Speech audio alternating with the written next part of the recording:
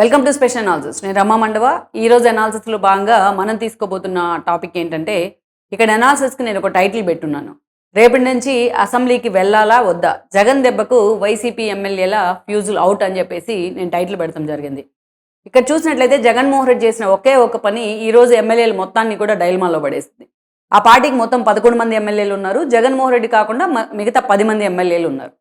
జగన్మోహన్ రెడ్డి ఏడాదిన్నర కాలంగా తనకున్న రీజన్స్తో, తాను చెప్పుకుంటున్న రీజన్స్తో ఆయన అసెంబ్లీకి డుమ్మా కొడుతూ వచ్చారు. తాను వెళ్ళకపోగా తన పార్టీ ఎమ్మెల్యేలు కూడా వెళ్ళనివ్వకుండా చేశారు.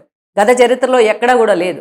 గతంలో చంద్రబాబు నాయుడు వస్తున్నా మీకోసం పాదయాత్ర చేస్తే రాష్ట్ర విభజన తర్వాత, ఆ రోజు 14 జనరల్ ఎలక్షన్స్ కంటే ముందు తాను పాదయాత్రలో బిజీగా ఉన్నా తన ఎమ్మెల్యేలను అసెంబ్లీకి వెళ్ళనిచ్చారు. ఆయన తరపున ఆ రోజు ఎమ్మెల్యేలు రిప్రజెంట్ చేసేవాళ్ళు. ఆ తర్వాత మనం చూస్తే రాష్ట్ర విభజన తర్వాత ఆ రోజు జగన్మోహన్ రెడ్డి ఆ రోజు కూడా ఇంతే సేమ్ చేశారు. చాలామందికి ఆ రోజు చేసింది గుర్తులేదు. ఆయన కొన్ని రోజులు ఒక ఏడాది వచ్చారు అంతే అసెంబ్లీకి. ఆ తర్వాత జరిగిన అసెంబ్లీ సమావేశాలకు పాదయాత్ర రూపంలో ఆయన డుమ్మా కొడతాం జరిగింది. ఆ రోజు కూడా అంతే, తన పార్టీ ఎమ్మెల్యేలు కూడా అసెంబ్లీకి వెళ్ళనివ్వకుండా చేశారు ఆయన. ఎందుకంటే తాను వెళ్లకుండా ఎక్కడ తన ఎమ్మెల్యేలు అసెంబ్లీకి వెళ్తే వాళ్ళు ఫోకస్ అవుతారని భయమా, లేకపోతే ఎక్కడ తను ఏదో ఒక విషయంలో తను ఇరికిస్తారన్న భయమో కానీ ఆ రోజు కూడా అంతే చేశారు జగన్మోహన్ రెడ్డి. దాదాపు 2 ఏళ్ల పాటు అసెంబ్లీకి వెళ్లకుండా డుమ్మా కొట్టారు. ఆ తర్వాత మనం చూస్తే 2019లో ఆయన ముఖ్యమంత్రి అయిన తర్వాత టీడీపీని అనేక రకాలుగా హ్యూమిలేట్ చేసిన, చంద్రబాబు నాయుడిని ఆయన క్యారెక్టర్ అసాసినేషన్ చేసిన, ఆయన భారీ క్యారెక్టర్ అసాసినేషన్ చేసిన, లోకేష్ని హ్యూమిలేట్ చేసిన, ఎన్ని రకాలుగా వాళ్ళు దాడులకి, భౌతిక దాడులకి కౌన్సిల్ లాంటి చోట్ల తెగబడ్డా వాళ్ళు అసెంబ్లీకి వెళ్తూనే వచ్చారు. ఎప్పుడైతే తన అత్యంత దారుణాతి దారుణంగా అసెంబ్లీలోనే తన భార్యను అవమానించారో అప్పుడు చంద్రబాబు నాయుడు ఆ రోజు ఒక శపథం చేశారు. ఇది కౌరవ సభ, నేను రాను, నేను ముఖ్యమంత్రి అయ్యిందాకా కూడా నేను అసెంబ్లీలో అడుగుపెట్టనని ఒక కన్నీళ్ళు పెట్టుకుంటూ ఒక శపథం చేశారు ఆయన. అంత సీరియస్గా ఆయన శపథం చేసి సవాల్ చేసి బయటకు వచ్చిన తర్వాత కూడా ఆయన అసెంబ్లీకి వెళ్ళకపోయినా వాళ్ళ ఎమ్మెల్యేలను వెళ్ళనిచ్చారు అసెంబ్లీకి. ఆ పార్టీ తరఫున వాళ్ళు వాయిస్ వినిపిస్తూ వచ్చారు. వాళ్ళని మార్షల్స్ ఎత్తి బయటేసినా, ఎన్ని రకాలుగా హ్యూమిలేట్ చేసినా వాళ్ళు మాత్రం దానికే సాలిడ్గా నిలబడ్డారు.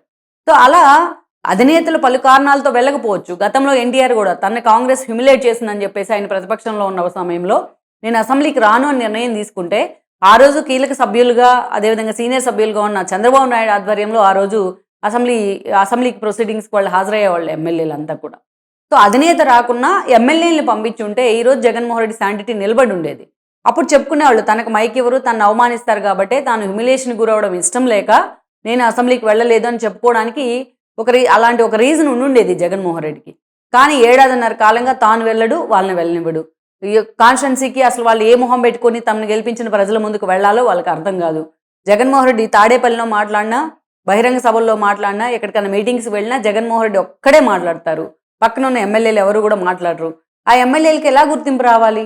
కనీసం అసెంబ్లీకి వెళ్తే తమ సమస్యను, ఏదో ఒక సమస్యని, కాన్స్టిట్యున్సీ సమస్యని పరిష్కారం ఉన్నా లేకపోయినా అక్కడ హైలైట్ చేస్తే ప్రభుత్వం దానికి ఏదో ఒక సమాధానం ఇచ్చే ప్రయత్నం చేస్తుంది కదా. కనీసం క్వశ్చన్ అవర్లో అయినా సరే, కనీసం ఆ చూసిన వాళ్ళు 2 ఓట్లు వేయడానికన్నా అవకాశం ఉంటుంది రేపు ఉదయం. నువ్వు బయట ఎంత డప్పు కొట్టుకున్నా, ఎన్ని బహిరంగ సభలు పెట్టినా, ఎన్ని ప్రెస్ మీట్లు పెట్టినా, గంటల ఉపన్యాసాలు మైకులు ఇరక్కొట్టినా ఎవరూ పట్టించుకోరు. అదే చట్టసభల్లో 5 నిమిషాలు మాట్లాడితే ఆ ఎమ్మెల్యేకి బయట ఉండే గౌరవం వేరు. అది చట్టసభలకు ఉన్న శాంటిటీ. సరే, వాళ్ళని వెళ్ళనివ్వకుండా చేశారు. అయినా సరే ఆయన్ని వైలేట్ చేసి కొంతమంది ఎమ్మెల్యేలు సీక్రెట్గా వెళ్ళి సంతకాలు పెడతా ఉన్నారు, టీఏడీఎల్ తీసుకుంటా ఉన్నారు. దీని మీద కూడా ఒక రిజల్యూషన్ పాస్ చేయాలి, వీళ్ళ మీద అనర్హత వేటేయాలి అని చెప్పి స్పీకర్ ఓపెన్గా స్టేట్మెంట్ ఇచ్చారు.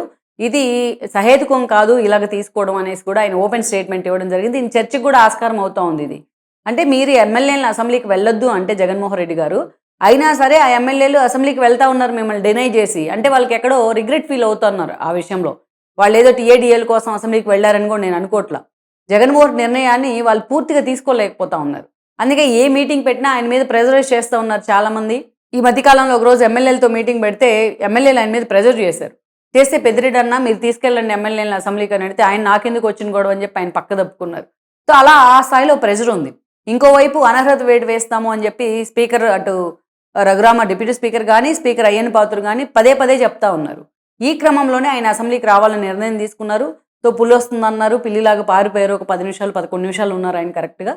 అయితే అసలు రేపటి నుంచి అసెంబ్లీ సమావేశాలకు వెళ్ళాలా లేదా అనేది అసలు పాయింట్. ఈరోజు కేవలం అనర్హత వేటు నుంచి తప్పించుకోవడానికే అసలు జగన్మోహన్ రెడ్డి అసెంబ్లీకి అటెండ్ అయ్యారనేది ప్రతి ఒక్కరికి తెలుసు. ఆ పార్టీలో చిన్నపిల్లలు అడిగినా చెప్తారు. అయితే రేపటి నుంచి అసెంబ్లీకి వెళ్ళాలా లేదా, అసలు ప్రొసీడింగ్స్కి వాళ్ళు వస్తారా లేదా కూడా ఎవరికి అర్థం కాని పరిస్థితి. ఇంతవరకు జగన్మోహన్ రెడ్డి కొంతమంది ఎమ్మెల్యేలతో మాట్లాడి జగన్మోహన్ రెడ్డి ఎవరికి కూడా ఒక క్లారిటీ ఇవ్వాల రేపు నుంచి అసెంబ్లీ సమావేశంకి వెళ్ళాలా లేదా అనేది. రేపు నుంచి గవర్నర్ ప్రసంగానికి ధన్యవాదాలు తెలుపుతారు. మార్చి 7th వరకు కూడా అసెంబ్లీ సమావేశాలు జరుగుతాయి.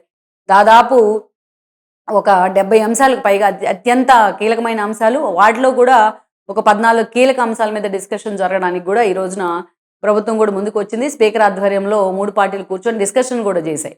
మరి ఇన్ని కీలక అంశాల మీద చర్చ జరుగుతూ ఉంది. గవర్నర్ ప్రసంగానికి తీర్మానం ఉంది. బడ్జెట్ సెషన్ ఉంది. సపరేట్‌గా అగ్రికల్చర్ బడ్జెట్‌తో పాటు ఇరిగేషన్ బడ్జెట్ కూడా ప్రవేశపెట్టబోతా ఉన్నారు ఈసారి. ఇన్ని అంశాలు జగన్మోహన్ రెడ్డికి కలిసొస్తా ఉన్నాయి. కానీ మీరు కేవలం తాడేపల్లిలో కూర్చునో, లేకపోతే యలహంకలో కూర్చునో అసెంబ్లీ సమావేశాలను టీవీ పెట్టుకొని చూస్తూ ఉంటే మీకు శానిటీ ఉండదు. అటు ప్రభుత్వం కూడా క్వెషన్ చేసే ప్రతిపక్షం లేకపోతే వాళ్ళకి కూడా అదంత క్రెడిబిలిటీగా ఉండదు అసెంబ్లీ అనేది. సో అయితే ఎమ్మెల్యేలకు మాత్రం తాను వెళ్ళకపోయినా ఎమ్మెల్యేలు వెళ్ళనిస్తే వాళ్ళైనా సరే జనం ముందు వాళ్ళకి ఫేస్ ఉండేది చూపించుకోవడానికి. జగన్మోహన్ రెడ్డి దెబ్బకు వాళ్ళ ఫ్యూజులు నిజంగానే ఎగిరిపోతా ఉన్నాయి. తాము ఎందుకు వెళ్ళామో, ఎందుకు 11 నిమిషాలు ఉన్నామో, ఎందుకు గవర్నర్ ప్రసంగాన్ని బాయ్కాట్ చేశామో, కనీసం ప్రసంగం అయిపోయిన దాకా ఎందుకు కూర్చోలేదో, అసలు రేపు నుంచి వెళ్ళాలో లేదో, తమను జగన్మోహన్ రెడ్డి వెళ్ళనిస్తారో లేదో, ఇవన్నీ కూడా వాళ్ళని హ్యూమిలేట్ చేస్తాం. నిజంగా ఉక్కిరి బిక్కిరి అవుతూ ఉన్నారు. జగన్మోహన్ రెడ్డిని అడిగే ధైర్యం ఉండదు. అలాగనే డెసిషన్ ఫాలో అవుతారంటే అది ఫాలో అవ్వరు. సో మొత్తానికైతే మాత్రం ఎమ్మెల్యేలు ఫ్యూజ్ అవుట్ నిజంగానే ఈ దెబ్బకు. చాలా మందికి అర్థం కావట్లే పాపం. ఎందుకు ప్లకార్డులు పట్టుకొని కేవలం జగన్మోహన్ రెడ్డి సొంత మీడియాలో కనిపించడానికి ఆ 10 నిమిషాలు ప్లకార్డులు పట్టుకొని వీళ్ళు అసెంబ్లీకి వెళ్ళినట్టు కనిపిస్తూ ఉంది. కానీ మొత్తానికైతే తాను అసెంబ్లీకి వెళ్ళననే ఏకైక నిర్ణయంతో ఈరోజు జగన్మోహన్ రెడ్డి తన పార్టీ ఎమ్మెల్యేల భవిష్యత్తు ఆడుకుంటూ ఉన్నారు. వాళ్ళ భవిష్యత్తుని ఈరోజు పడంగా పెట్టారు. తద్వారా పలు కాన్స్టిట్యున్సీస్లో వైఎస్ఆర్సీపీ భవిష్యత్తుతో కూడా ఆయన ఆడుకుంటున్నట్టు మనకు అనిపిస్తూ ఉంది. సో మొత్తానికైతే మాత్రం ఎమ్మెల్యేలు జగన్మోహన్ రెడ్డిని డినై చేసి అసలు వెళ్తే ఎలా ఉంటుందని కూడా కొంతమంది ఆలోచన చేస్తూ ఉన్నారు. జగన్మోహన్ రెడ్డి ఈ పందాన్ని ఇలాగే కొనసాగిస్తే దాని రిజల్ట్ కూడా అంతే వైలెంట్గా ఉండొచ్చు ఎమ్మెల్యేల వైపు నుంచి అనేది వితిన్ ద పార్టీలోనే వైఎస్ఆర్సీపీలోనే జరుగుతున్న చర్చ ఇది. మరి కనీసం తాను వెళ్ళకపోయినా తన పార్టీ ఎమ్మెల్యేలనైనా ఆయన అసెంబ్లీకి అలౌ చేస్తే ఆ పార్టీకి కానీ, వాళ్ళని గెలిపించినందుకు కానీ, ఎమ్మెల్యేలకు కానీ, ఆ నియోజకవర్గ ఓటర్లకు కానీ, వాళ్ళు నమ్మినందుకు కానీ వాళ్ళు ఎంతో కొంత క్రెడిబిలిటీ అయితే ఉంటుంది.